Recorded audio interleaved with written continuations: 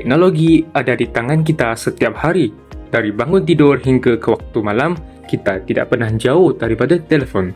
Namun, persoalannya, adakah kita benar-benar menggunakannya untuk belajar atau sebenarnya kita hanya menghabiskan masa tanpa sedar?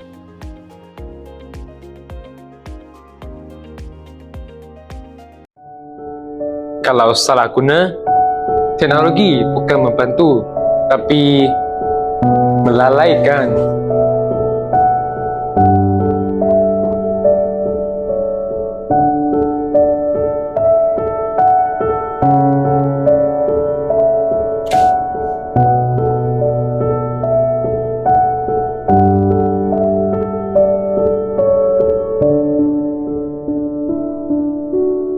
Pada masa kini, ramai pelajar menyalahgunakan teknologi.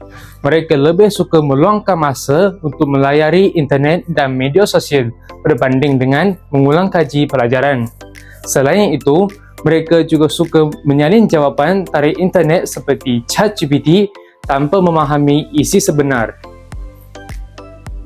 Penggunaan teknologi tanpa kawalan ini menyebabkan pelajar hilang fokus dan kurang memberi perhatian terhadap pembelajaran. Akibatnya, maklumat yang diperoleh tidak kekal lama dan tidak menjadi ilmu yang sebenar dalam diri. Namun begitu, teknologi boleh menjadi satu alat pembelajaran yang amat berkesan jika anda menggunakannya dengan cara yang betul. Pertama, gunakan teknologi dengan tujuan yang jelas. Kedua, gabungkan buku, nota dan pengajaran dari guru dengan maklumat dari internet. Dan yang ketiga, gunakan teknologi untuk bantu visualisasi. Dengan ini, pembelajaran akan menjadi lebih mudah difahami dan diingati. Jika teknologi terus disalahgunakan, maka pelajar akan menjadi lebih bergantung kepada jawapan segera. Dalam tempoh yang panjang, ini boleh menjejaskan dan melemahkan kemahiran berfikir.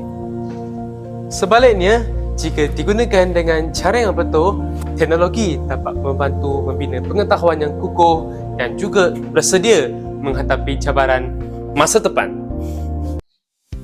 Penggunaan teknologi yang bijak juga membantu dalam membina kemahiran penting seperti pemikiran kritis, kreativiti dan juga pengurusan maklumat.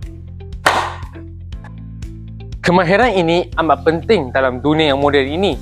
Pelajar perlu menggunakan teknologi dengan bijak dan juga memahami isi dengan mendalam. Ingat, teknologi hanyalah alat pembelajaran. Cara menggunakannya itu yang menentukan. Ilmu di hati teknologi memperkasa generasi. Ilmu yang difahami boleh membentuk cara seseorang berfikir, bertindak dan juga membuat keputusan. Teknologi pula mempercepatkan pembelajaran dan juga meningkatkan kreativiti. Gabungan kedua-duanya akan melahirkan generasi berilmu, berkemahiran dan berdaya saing.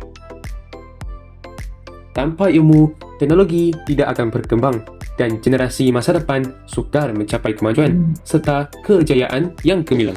Kesimpulannya, teknologi tidak salah. Yang penting ialah cara kita menggunakannya. Jika kita mempunyai ilmu yang kukuh dan juga menggunakan teknologi dengan cara yang bijak, kita mampu berjaya dan juga mampu mencipta masa depan yang lebih baik.